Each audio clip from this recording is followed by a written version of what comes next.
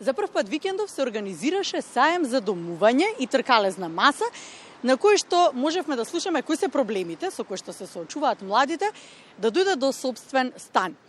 И како всушност што треба да се направи за да се овозможи стан за сите млади, затоа што на крајот од денот сите го заслужуваат тоа. Разговараме со Маја Стаменковска, Маја Сталеска, се извинувам, и со нас е представникот од Исланд. Гудмунdur Храхвен. Ете така, добро утро. Благодарам што сте заедно со мене тука. Она што главно сакам да го слушнаме кога заврши таа тркалезна маса и кога ги слушнавте младите со кои проблеми се соочуваат, каде е главниот фокус? Зошто велите секој млад човек заслужува да има собствено домување, но не може да го има? Каде е проблемот? Прво сакам да се заблагодарам што сме дел од вашата емисија и што зборуваме на толку важна тема како што е домувањето и домувањето и младите. Ова иницијатива се покрена заедно со Фридрих Ебер фондација и нашата Организација за домување и станари, која што е прва организација која што ги застапува подстанарските права и носи нови добри практики од развиените земји кога станува збор за домувањето.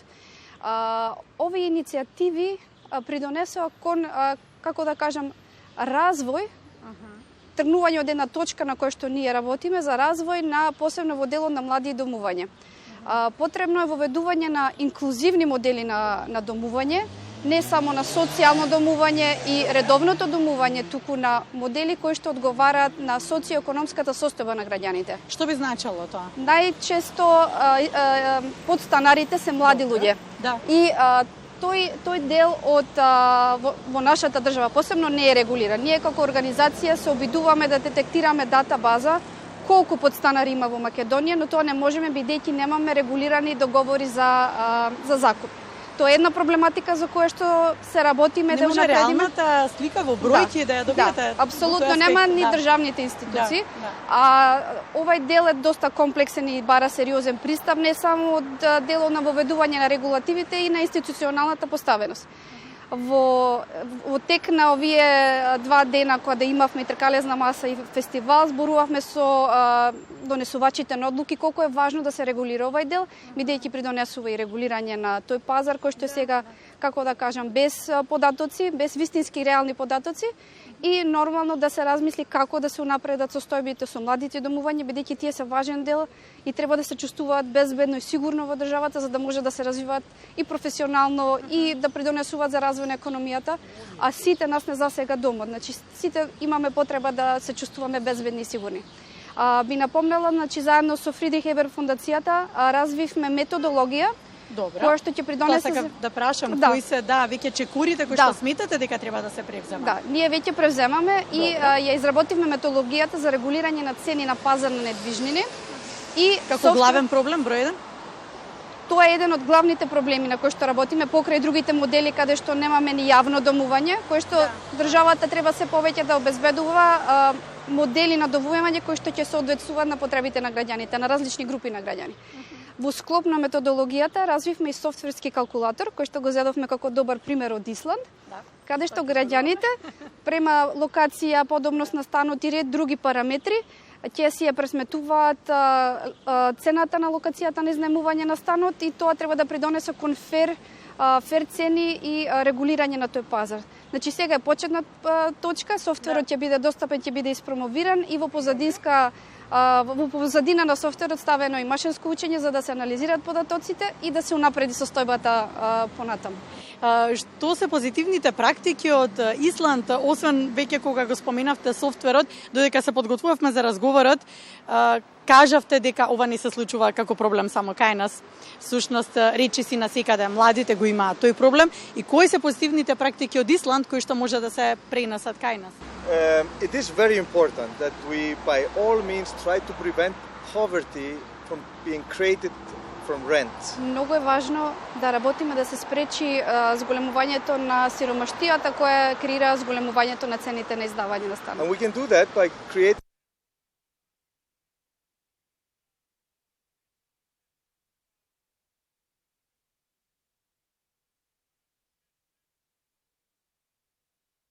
достапност до како моќ кога се преговара и со собствениците на станови. And that can also prevent that all the future economic gain and the rise in purchasing power of people is swept away by the landlords.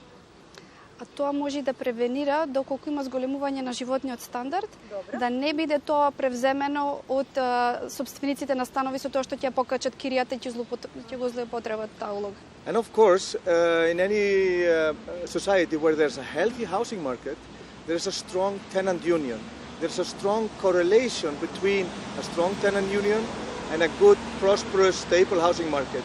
So we must strengthen the unions because their aim is good and positive on the behalf of the whole society. Треба да се зајакне унијата на станари. Во секоја земја каде што има силна унија на станари, се регулира пазарот и правата на подстанарите. Yeah, and of course, secure housing, secure, affordable housing for young people creates the only chance for them to be independent, innovative, and contribute to the economic growth and the well-being of the society. И секако безбедното и достапно домување за младите креира и развој во државата, економски развој и за нивна сигурност и каде може да просперираат секако. And secure, affordable housing is the foundation of all other social service, it's the foundation of education. If you want to maximize the benefit of all the social service and the public infrastructure that you have, you need secure, affordable housing with predictability and safety for young people.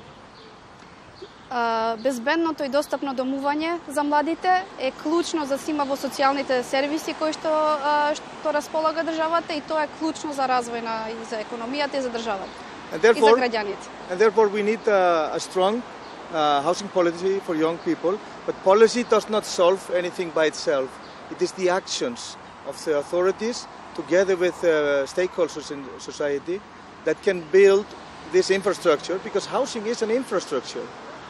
Домувањето е инфраструктура која треба да се гради и напредува, да. Со оглед на тоа дека инфраструктура која што треба да се гради, да напредува, познавајќи ја вашата состојба каде што живеете и веќе видовте тука што се случува во Македонија, сметате дека ни треба долго време или може некои да се направат мали чекори за да се постигнат добри резултати?